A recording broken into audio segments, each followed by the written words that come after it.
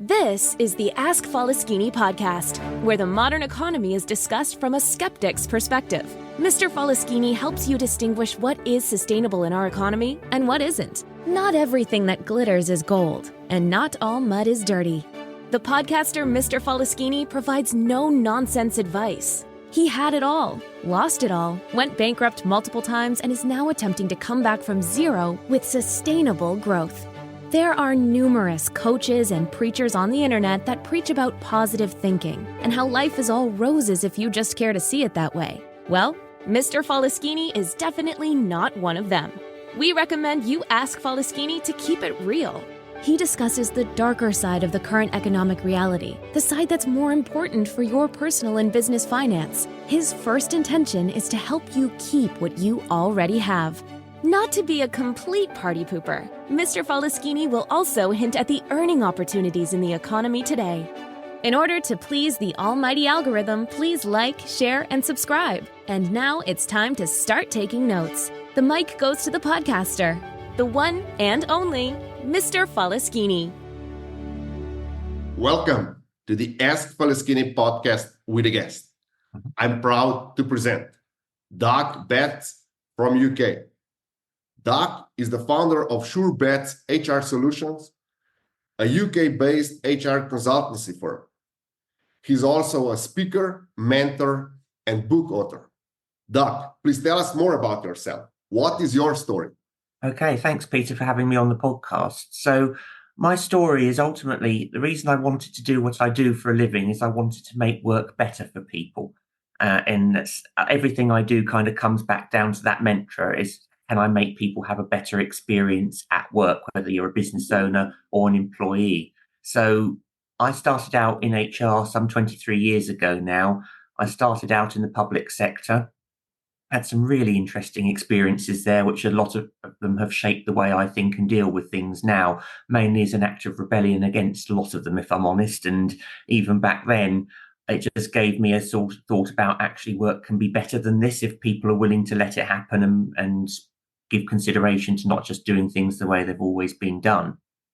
So I kind of went generalist, spent 20 years of my life in different jobs, working my way up to HR director level. And then the pandemic changed my entire mentality about what I did. And it made me decide to take the little sideline I'd been doing in addition to my HR director's day job into something full time, because I found I quite like being self-employed and helping lots of different businesses rather than just focusing on one. So yeah, in a bit of a nutshell, that's my story today. Thank you very much. And I see you have a variety of different experiences in different sectors, and you're now an entrepreneur. Mm-hmm. I saw on your webpage that you are also a mentor to entrepreneurs, and you help them develop their business, and you also offer services for entrepreneurs as for the HR related services. So I'll go right into it. What is most intriguing for me? Mm-hmm. Everyone is talking about this new generation, millennials, and the generation behind them, that they are completely different than baby boomers and Generation X that we learned about in school. So how do this new generation differ? What are the main differences between the old generations and the new ones? And where should entrepreneurs pay most attention? What are the details that are really make or break in this generation? Okay, so it's an interesting question, and one that I've got lots of fun experiences of working with and trying to help people solve. The most important thing for an entrepreneur, small business owner to think about is how to keep different generations in their workplace happy, because they will all want different things. But fundamentally, you've all got to have the same mission, vision, and values that you're working towards a common goal in your business. And if you're not communicating that clearly to your team, then that's your problem, and that's something you need to change and do differently. However, if we break it down into the generations, I think the biggest change is technology, because obviously it's enabled people to work in a different way that wasn't even possible 20-something years ago. And just to use an example of the pandemic, we were pretty much all able to use our laptops at home and access all our files and do everything overnight remotely. In the past, that wouldn't have been possible. When I look back to my first office jobs in my early 20s, and that's only talking some 24, 25 years ago now, we needed to be in an office because we needed the whiteboard, the fax machine, the photocopier, the paper filing system, and the big desktop PC that sat on our desk. So therefore, there was it wasn't so easy for people to work at home. Whereas now it's much easier for people to work from anywhere and be flexible. And that's completely scared people who have been used to coming into the workplace and doing that for years, because they now have to trust people to work in different ways. I think in the past, there was a notion of a job for life, which definitely doesn't exist anymore. And you do have the older generation. I don't want to generalize either, because there's different sort of mentalities across the generations as well. But the older generation will be used to coming in, doing a job, going home again, perhaps staying with one company for a long time and showing some loyalty towards it in the hope they will get promotions naturally as time went on. It is very different now. For Gen Z and the millennials, Gen Y, there is more of a desire to see a career path early on, and that's what I've helped a lot of organizations design, so that people are more likely to stay put for a bit longer if they can see they can actually go somewhere. Otherwise, now you'll find the younger generations, if they're not getting what they want out of a workplace, they will look quite quickly to move on somewhere else. And there's different factors that motivate them to do it. And it's not always about money either. It can just be about the employee experience and how much they're empowered to solve problems and to do their best work. Okay. How important is continuous education right now in the workplace? And how should small companies be organizing that? Because we know for large companies, easy, they make a department to educate, and they can hire best, let's say, consultants and all this stuff. But how should small companies go about it? How should they offer continuous education to their workforce, regardless if they're just, let's say, 3 or 4 people company?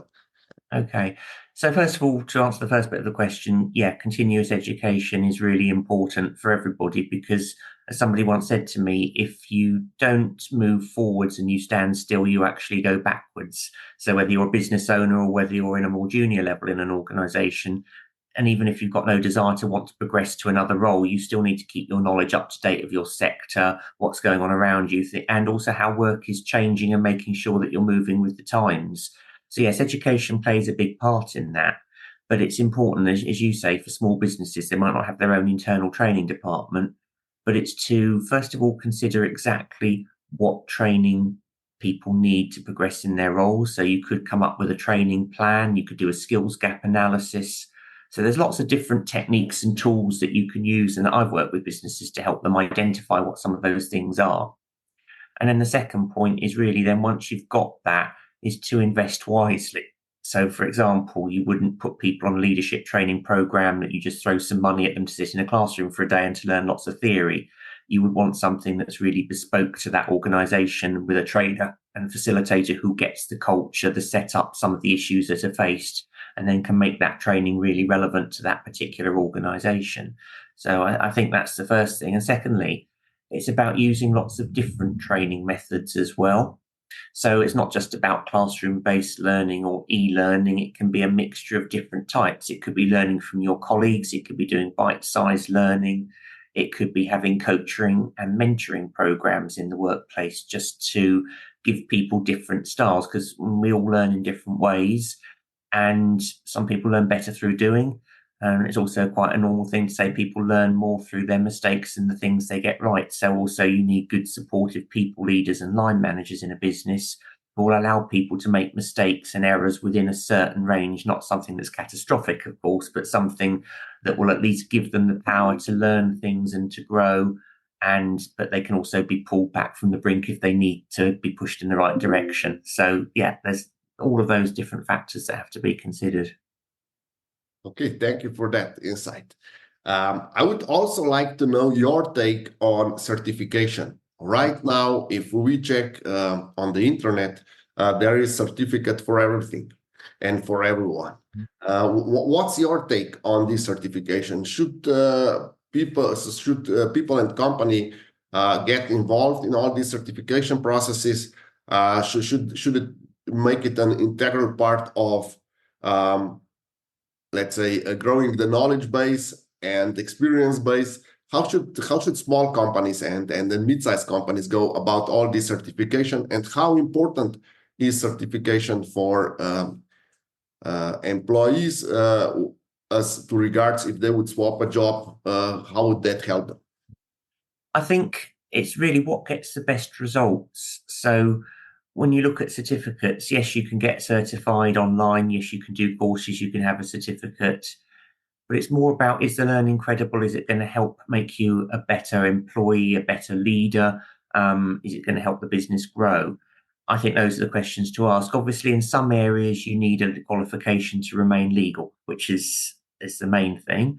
But for others, it's about finding the right coach or the right trainer or the right provider that can actually get the results you need and will inspire people. And I know I've sat in masterminds where there's coaches who most people love. I don't, and that's fine. That's normal. We know if you're choosing that sort of personal learning, you're going for somebody's personality type rather than a certification. But I think also there is no real substitute for experience as well. So sometimes that is more important than a qualification. If you're good at academic study and you know you can achieve a certain level, yes, you can have the piece of paper. Does it make you any good at your job? I don't think so. I think actually you learn more from experience. So to answer your question about small businesses and how they cope with certification, I think it can get overwhelming if you're not careful. So my view on it would be that you need to consider carefully what you actually need to be legal and prioritize on those. For everything else in terms of learning, you can look at whether a course is been verified and in terms of continuous professional development, and it counts towards that, but also on the reputation of the trainer, the mentor, the coach, whoever you're bringing in, as to whether it can get results. And then you also have to then tie that up with your own culture, as in, is it supportive enough to help people to learn and grow and develop? Because there's no point with the best training program if you don't get the bosses in the business that back that up. So I think, for small businesses, it's look at the budget carefully, look at compliance first, but then look at results as well. Thank you. We touch on education. I would like to know your point of view about motivation. There is a lot of motivators going on, and they offer their services to entrepreneurs and small business owners, that they will help them motivate their workers to work better and to achieve higher goals. What's your take on the motivators? Can the motivators be outsourced? That's a very good question. I don't think they can be completely outsourced. It comes back down to having good line managers who can motivate their teams and know how to do it. There are certain functions of a line manager that should never be outsourced to other people. And as an HR person, I often say, I'm not going to have the difficult conversations on your behalf. You actually need to do that. I'll coach you in how to have them and the right things to say, but you need to own it. And I think the manager still needs to own it as well, because that team will be demotivated quicker by having a bad manager more than anything else. So I think, yes, you could get somebody in to do something that could be a good activity. It could motivate people, but I think a good motivator will actually coach the manager in terms of how to take that on, because so many people will get promoted into those positions because they're technically good or they've been there a long time, not because they've got good people leadership skills. And that's where a lot of businesses will fall down. And again, it's one of the big problems I help to fix in what I do, because I think every problem in a business is ultimately a leadership problem, and that's where it starts. So if you get that bit right, a lot of other things will fall into place. So I do think that motivation cannot be fully outsourced. It can be advised on, but not fully outsourced. Okay.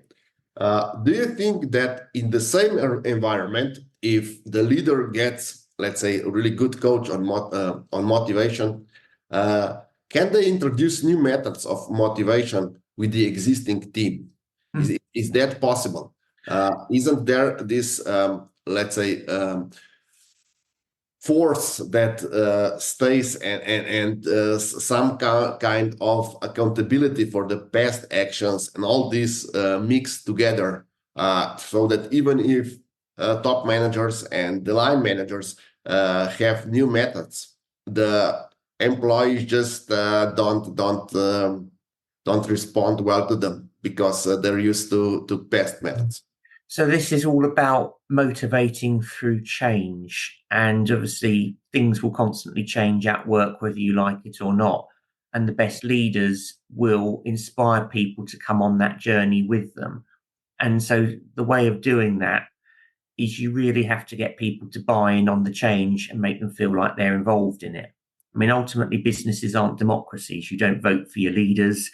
And it's not that everybody has to have a say before a decision is made. Sometimes a decision can be made from the top, and it has to be. But there's times, particularly when you're selling change, that you need to get the team on board. And the best way a leader can do that, if they're trying to introduce new methods of working, is to do trials, do tests, do consultations, get the team involved so that they do feel that they're having some input on it, and also not being afraid to abandon some of them if they find they don't work as well as expected, but to also focus on the pain points for the team as well as to why the current method doesn't work and needs to change. And sometimes actually you can get the team involved in that. And this is about empowering employees to have an opinion, to put ideas forward.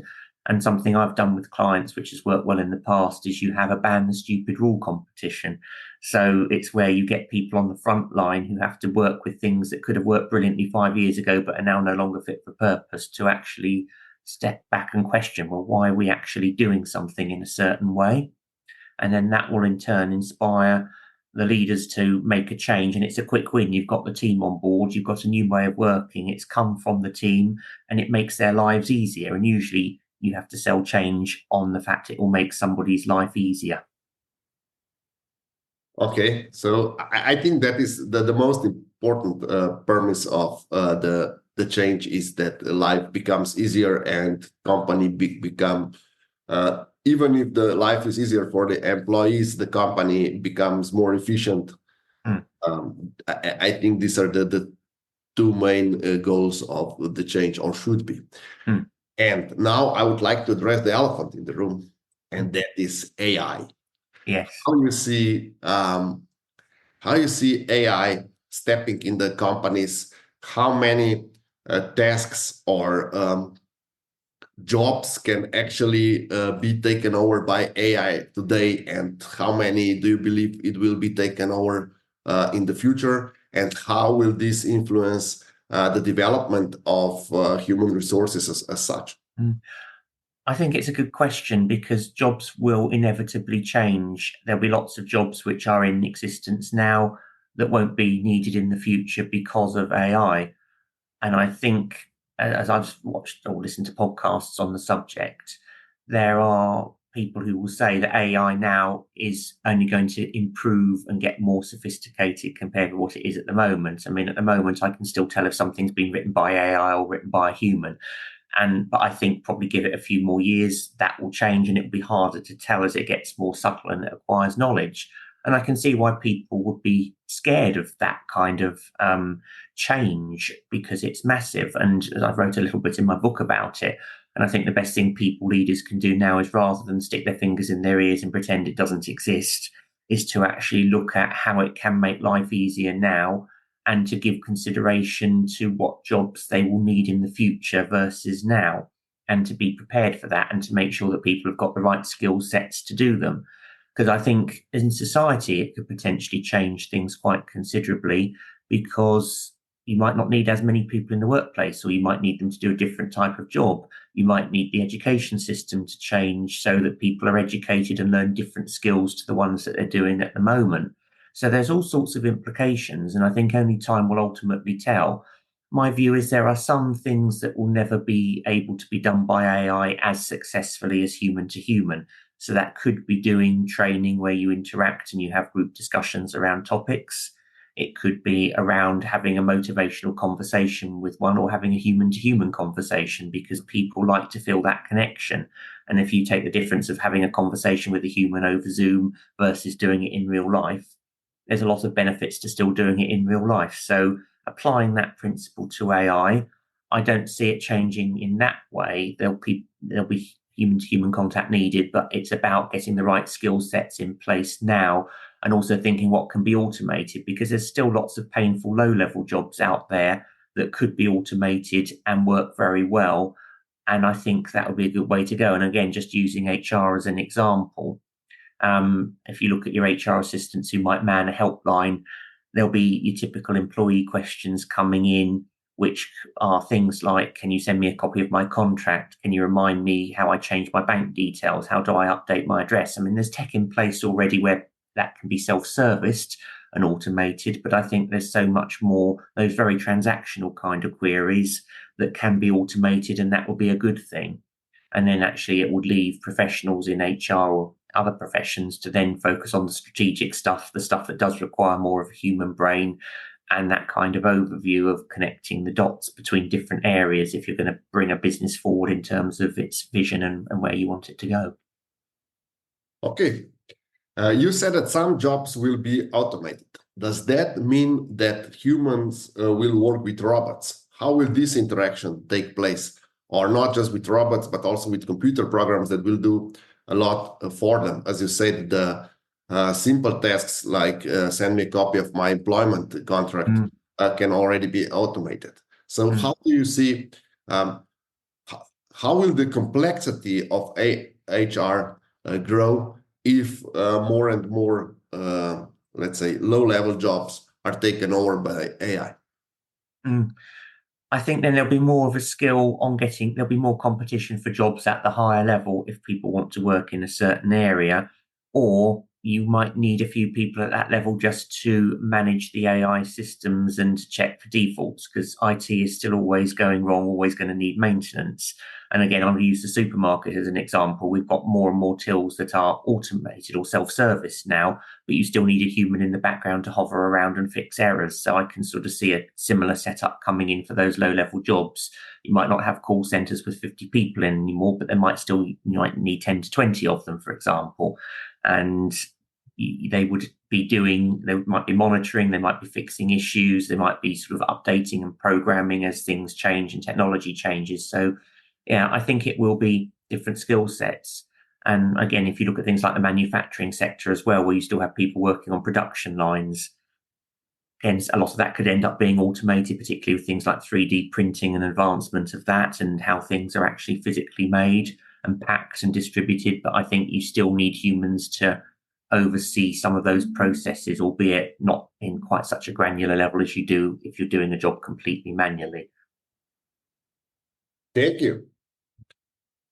Is there anything else you would like our listeners to take from this interview? Any quick tips or any trade secrets that you can share with our listeners? Quick tips. I think when it comes to, I think I'm going to speak to business owners and leaders out there on this one.